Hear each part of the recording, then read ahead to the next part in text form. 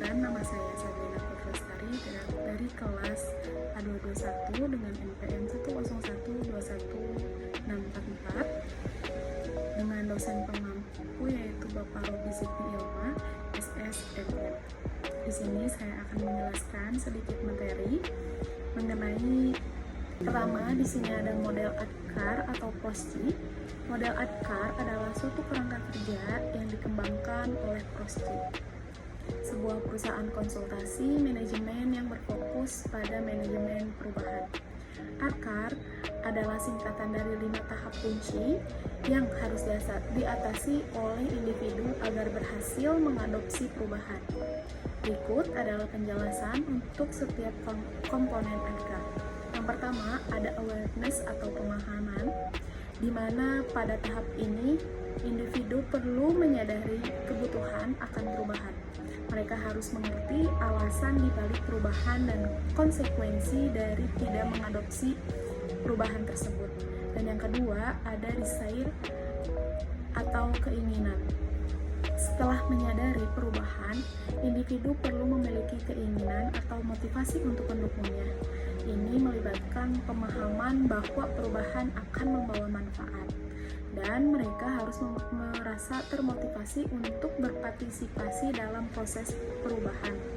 Dan yang ketiga, ada knowledge atau pengetahuan.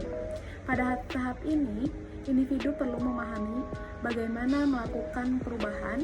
Mereka memerlukan informasi dan pengetahuan yang cukup tentang bagaimana perubahan akan mempengaruhi mereka dan apa yang diharapkan dari mereka. Dan yang keempat, yaitu ability atau kemampuan.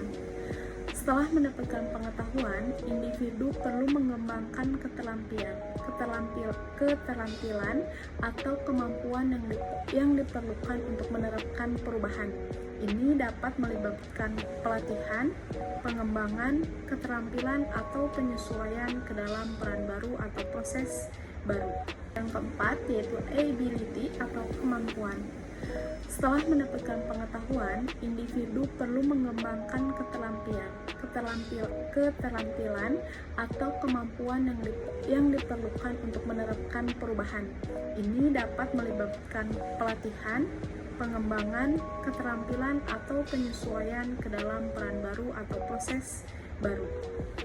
Dari model ADKAR membantu organisasi untuk memahami bahwa perubahan tidak hanya tentang merancang dan menerapkan perubahan, tetapi juga tentang memastikan bahwa individu di dalam organisasi dapat dan mau beradaptasi dengan perubahan tersebut. Dengan fokus pada langkah-langkah individu ini, model ADKAR membantu mengidentifikasi area di mana perubahan mungkin mengalami resistensi dan memungkinkan untuk merancang intervensi yang sesuai untuk mengatasi resistensi tersebut. Materi yang kedua yaitu model roadmap atau kepemimpinan perubahan. Kepemimpinan perubahan dalam organisasi melibatkan kemampuan seorang pemimpin untuk mengidentifikasi, mengelola, dan memimpin organisasi melalui proses perubahan. Pemimpin perubahan harus mampu merancang dan menyampaikan visi perubahan, memobilisasi dukungan, dan mengatasi resistensi. Kepemimpinan perubahan memerlukan keterampilan komunikasi yang baik, kepemimpinan transformasional, dan kemampuan untuk mengelola dinamika budaya organisasi. Selanjutnya ada karakteristik kepemimpinan perubahan. Yang pertama itu ada visi dan keteladanan, di mana memiliki visi yang jelas tentang arah perubahan dan menjadi contoh yang sesuai. Kemudian yang kedua, kemampuan komunikasi, yaitu mampu menyampaikan visi dan informasi perubahan dengan jelas dan meyakinkan. Yang ketiga, adaptabilitas, yaitu fleksibel dan mampu beradaptasi dengan perubahan yang terjadi. Kemudian yang keempat yaitu empati, di mana memahami perasaan dan perspektif karyawan terkait perubahan. Yang kelima, keterampilan pemecahan masalah, di mana kemampuan untuk mengidentifikasi dan menangani masalah selama proses perubahan. Kemudian yang keenam, keterlibatan dan partisipasi yaitu mengikut sertakan karyawan dalam proses perubahan untuk menciptakan rasa kepemilikan dan dukungan. Selanjutnya di sini ada perbedaan mengenai manajer dan pemimpin. Manajer yaitu fokus pada tugas dan proses menjalankan operasional sehari-hari dan mencapai tujuan organisasi melalui efisiensi, lebih berorientasi pada tugas dan memiliki wewenang formal. Sedangkan pemimpin yaitu fokus pada orang, memimpin, memotivasi dan menginspirasi orang untuk mencapai visi bersama, lebih berorientasi pada hubungan dan memiliki pengaruh yang berasal dari pengakuan dan dukungan tim. Di sini dijelaskan ada tabel perbedaan antara manajer dan pemimpin. Definisi itu sendiri yaitu manajer, orang yang bertugas untuk mengarahkan dan mengatur satu kelompok untuk mencapai tujuan tertentu. Sedangkan pemimpin, orang yang memiliki kemampuan untuk mempengaruhi, memotivasi, dan membuat orang lain berkontribusi untuk mencapai kesuksesan suatu organisasi. Sedangkan perbedaan kepribadiannya, manajer, yaitu rasional, fokus pada tujuan dan terstruktur. Sedangkan pemimpin, penuh karisma, terkadang terlihat sangat berani mengambil resiko. Kemudian ada perbedaan selanjutnya yaitu orientasi. Kalau manajer itu lebih ke tugas, sedangkan pemimpin itu lebih ke manusia. Kemudian perbedaan selanjutnya yaitu fokus. Manajer mengatur pekerjaan, sedangkan pemimpin memimpin manusia. Perbedaan selanjutnya yaitu pendekatan ke pekerjaan. Manajer membuat strategi, peraturan dan metode, kemudian membuat tim dan ide, sedangkan pemimpin melihat masalah dan mencari solusi yang kreatif dengan komitmen yang karismanya yang memotivasi dan membuat tim tergerak untuk menyelesaikan masalah. Kemudian, perbedaan selanjutnya yaitu resiko. Manajer memiliki sifat menghindari resiko, sedangkan pemimpin mengambil resiko. Kemudian, kekuatan melalui, yaitu manajer jabatan resmi dan posisi, sedangkan pemimpin karisma dan pengaruh. Perbedaan selanjutnya yaitu organisasi, di mana manajer itu mempunyai anak buah, sedangkan pemimpin itu mempunyai pengikut. Kemudian perbedaan selanjutnya yaitu menyentuh. Manajer yaitu logika atau menggunakan kepala, sedangkan pemimpin menggunakan perasaan atau hati. Selanjutnya di sini ada tahap implementasi di ABDA. Tahapan implementasi di ABDA yang juga dikenal sebagai model Kubler-Ross adalah suatu konsep yang pertama kali diperkenalkan oleh Elizabeth Kubler-Ross dalam konteks mengatasi kematian dan penyakit terminal. Namun, model ini telah diadopsi dan diterapkan dalam berbagai konteks, termasuk perubahan dalam kehidupan, pekerjaan, atau organisasi. Berikut ini adalah penjelasan singkat untuk setiap tahapan dalam model di ABDA. Yang pertama adalah denial atau penolakan. Pada tahap ini, individu atau organisasi cenderung menolak atau tidak percaya bahwa perubahan akan terjadi, di mana mungkin ada perasaan tidak mau menerima kenyataan atau mencoba untuk menghindari fakta bahwa perubahan itu benar-benar terjadi. Dan yang kedua ada anger, yaitu kemarahan.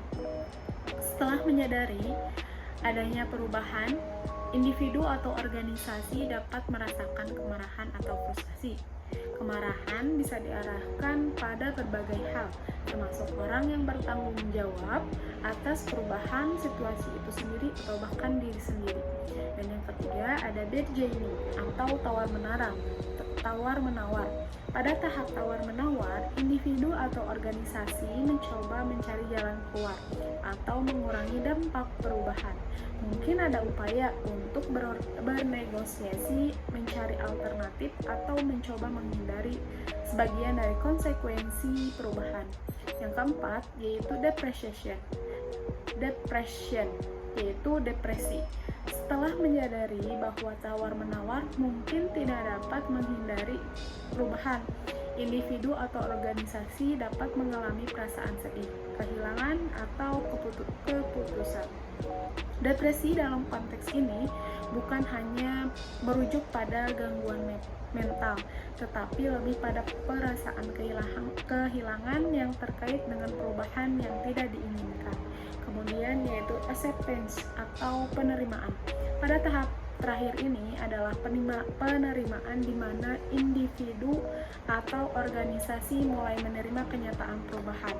Pada titik ini, mereka dapat beradaptasi dengan situasi baru, mencari cara untuk membuatnya berhasil, dan menemukan cara untuk melanjutkan ke depannya. Kemudian yang terakhir ada 8 tahap model perubahan Kotler. John Kotler, seorang profesor di Harvard Business School, mengembangkan model perubahan dengan 8 tahapan untuk membantu organisasi mengelola dan mengimplementasikan perubahan dengan lebih efektif. Berikut adalah rincian mengenai 8 tahap model perubahan Kotler.